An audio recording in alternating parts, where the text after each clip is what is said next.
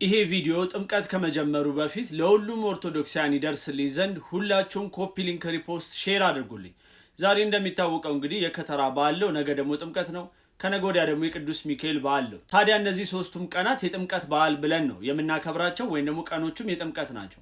ታዲያ የጥምቀት በዓል በመጣ ቁጥር ኦርቶዶክሳውያን በደስታ እንደምናከብረው ሁሉ በሌላ ቤተ እምነት ውስጥ ያሉ ቤተ እምነቱን የማይወክሉ የቤተ እምነታቸውን አስተምሮ የማያውቁና የማይተገብሩ ሰዎች ግን የጥምቀትን በዓል በተመለከተ እየወጡ በኦርቶዶክስ ቤተክርስቲያን ላይና በታቦታቱ ላይ በስርዓቱ ላይ ሲያሾፉ በየጊዜው እናያለን።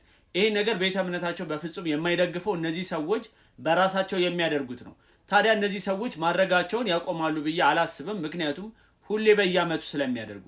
ታዲያ የኦርቶዶክሳውያን ሚና ምንድን ነው ለምትሉኝ ሰዎች እንደነዚህ አይነት የማይሆኑ በጥምቀት ላይ በኦርቶዶክስ ቤተክርስቲያን ላይ የሚቀልዱ አይነት ቪዲዮዎችን ስታዩ በተቻላችሁ አቅም አሳልፉ። እዛ ቪዲዮ ላይ የገባችሁ ኮመንት ላይ ለመመለስም ለማስረዳትም አትሞክሩ።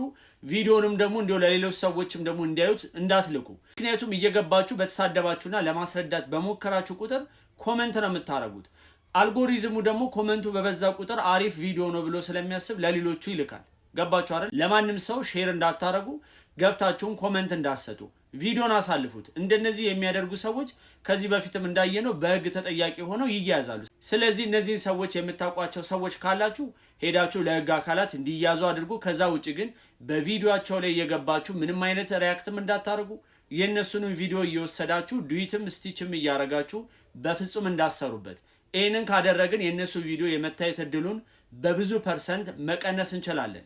ለማንኛውም ለኦርቶዶክሳውያን በጠቅላላ እንኳን ለጌታችን ለመድኃኒታችን ለኢየሱስ ክርስቶስ ለብርሃነ ጥምቀቱ በሰላም አደረሳችሁ እላለሁ። በዓሉ የደስታ የፍቅር የሰላም ይሁንልን።